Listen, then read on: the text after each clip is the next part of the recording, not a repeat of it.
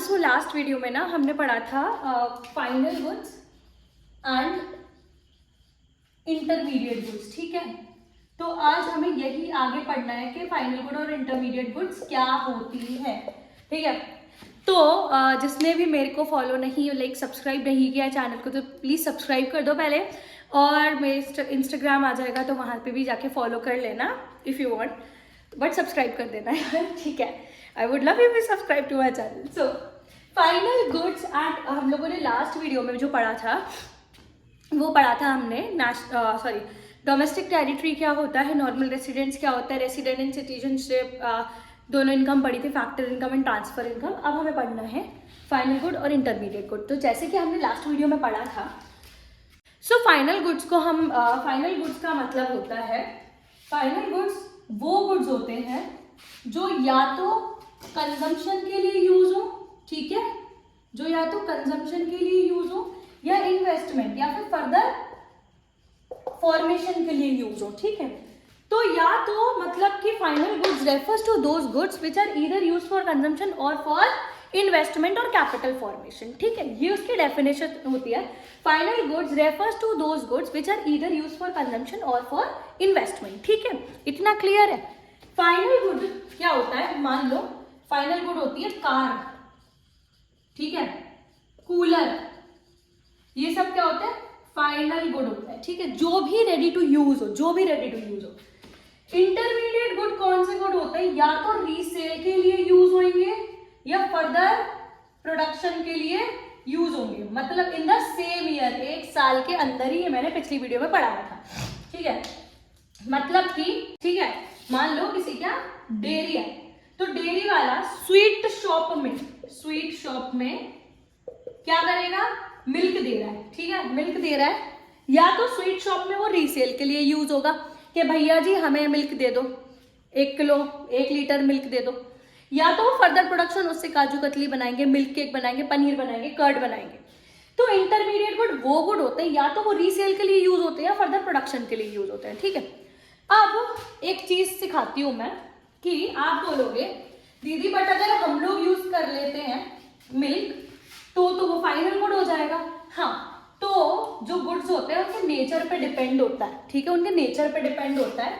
मान लो मिल्क अगर house hold use कर रहे हैं, हाउस होल्ड यूज कर रहे हैं, ठीक है, यूज्ड बाय हाउस होल्ड, ठीक है, तो वो क्या होगा, वो एक फाइनल गुड होगा। बट सिमिलरली अगर मिल्क यूज्ड बाय, ठीक है, शॉपकीपर्स, तो वो इंटरमीडिएट गुड हो जाएगा। क्या हो जाएगा, इंटरमीडिएट गुड, ठीक है। इतना क्लियर है। अब एक चीज समझो, मान लो फॉर एग्जाम्पल, बहुत इंपॉर्टेंट है ये, कार है, ठीक है, कार की डायरेक्ट डिमांड, मान लो मैंने थार ले ली, ठीक है, मैंने क्या किया, थार ले ली, पहिए में कुछ प्रॉब्लम आ रही थी तो मैंने एक टायर चेंज कराया और मैंने एक नया टायर ले लिया, ठीक है। अब जो भी है जैसे भी है, देखो ड्राइंग पे कुछ मत बोल जाना, टायर ले लिया। अगर मैं थार की डिमांड करती ही नहीं, अगर मैं थार की डिमांड करती ही नहीं, अगर मैं कार की बेसिकली डिमांड करती ही नहीं, तो क्या मैं टायर की डिमांड करती? थार की जो डिमांड है वो एक फाइनल गुड है, थार, ठीक है, रेडी टू यूज है, बैठो और बस गेड़ी मारने निकल जाओ, ठीक है। तो थार क्या है, फाइनल गुड, क्या है, फाइनल गुड है थार। बट ये जो टायर है ये इंटरमीडिएट गुड है, समझो, ठीक है। थार की क्या है, डायरेक्ट डिमांड है, थार की क्या है, डायरेक्ट डिमांड है, बट टायर की डिमांड क्या है, इंटरमीडिएट, मतलब कि डिराइव्ड डिमांड है। अगर मैं थार की डिमांड कर रही हूं तभी तो मैं टायर की डिमांड कर रही हूं। अगर मैं थार की डिमांड करती नहीं तो टायर ही नहीं खराब होता, तो मेरे को टायर की क्या डिमांड करनी होती है, समझ में आ रहा है। तो फाइनल गुड की हमेशा जो डिमांड होती है वो डायरेक्ट डिमांड होती है, एंड इंटरमीडिएट गुड की हमेशा जो डिमांड होती है वो डिराइव्ड डिमांड होती है, डिराइव्ड बाय फाइनल गुड की डिमांड। क्लियर है। मैं एक मार्केट में कूलर खरीदने जा रही हूँ, ठीक है, कूलर की डिमांड क्या है, डायरेक्ट डिमांड है, अब कूलर की मोटर खराब हो गई, तो मोटर की डिमांड है, मोटर क्या है, एक इंटरमीडिएट गुड है, तो जो मोटर की डिमांड है वो क्या है, डिराइव्ड डिमांड है, डिराइव्ड बाय कूलर। ठीक है, इतना समझ में आया। अब जो फाइनल गुड्स होते हैं,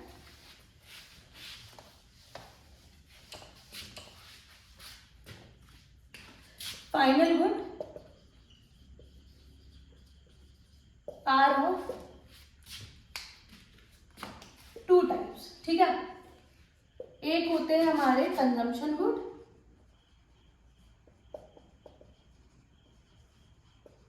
एक होता है कैपिटल गुड्स। ठीक है,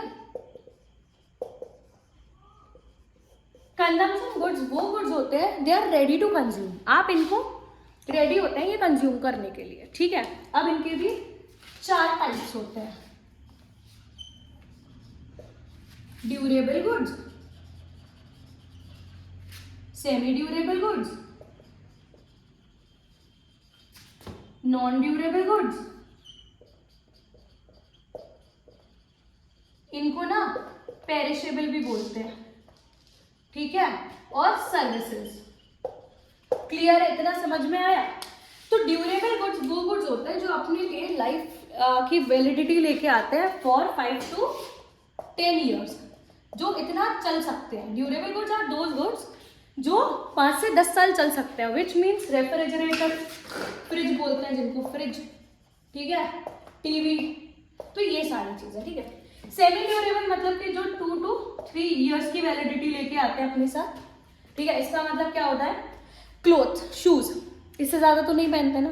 ठीक है, नॉन ड्यूरेबल मतलब कि जो पेरिशेबल होते हैं, जो 1-2 दिन में खराब हो जाती है चीजें, मतलब कि मिल्क हो गए, ठीक है, कर्ड हो गया, वेजिटेबल्स हो गए और फ्रूट्स हो गए, जो 1-2 दिन में खराब हो जाते हैं। और सर्विसेज क्या होता है, सर्विसेज बेसिकली जिस टाइम पे प्रोड्यूस हो रही है उसी टाइम पे लोग कंज्यूम करते हैं। ठीक है, अदरवाइज सर्विसेज की इन्वेंट्री तो नहीं कर सकते। पिछले साल सर्विसेज का पूरा एक चैप्टर पढ़ा था ना आपने। तो ड्यूरेबल गुड्स कौन से होते हैं, जो अपने साल 5 से 10 साल की वैलिडिटी लेके आते हैं। सेमी ड्यूरेबल गुड्स वो कंजम्पशन गुड्स होते हैं जो 2 से 3 साल की वैलिडिटी लेके आते हैं। नॉन ड्यूरेबल वो गुड्स होते हैं कर्ड, मिल्क, वेजिटेबल्स, फ्रूट्स वगैरह, जो एक ब्रेड, जो 1-2 दिन में खराब हो जाते हैं। सर्विसेज मतलब कि जिस टाइम पे प्रोड्यूस होती है उसी टाइम पे आपको कंज्यूम करना पड़ता है। ठीक है, ये क्लियर है। अब आपके आते हैं कैपिटल गुड्स।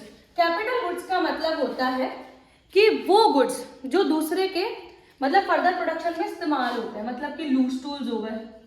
ठीक है, मतलब ऐसी मशीन्स जिनसे और ऐसे टूल्स जिनसे दूसरी चीज प्रोड्यूस होती है। ठीक है, जिनसे दूसरी चीज प्रोड्यूस होती है, मतलब वो एसेट ही होते हैं बट दूसरी चीज प्रोड्यूस होती है।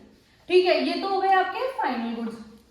अब अपन क्या आते हैं कि थक गई मैं, चलो अब अपन को पढ़ना है प्रोडक्शन बाउंड्री। क्या पढ़ना है इसमें, बस मैं प्रोडक्शन बाउंड्री और पढ़ाऊंगी और नहीं पढ़ाऊंगी। ठीक है,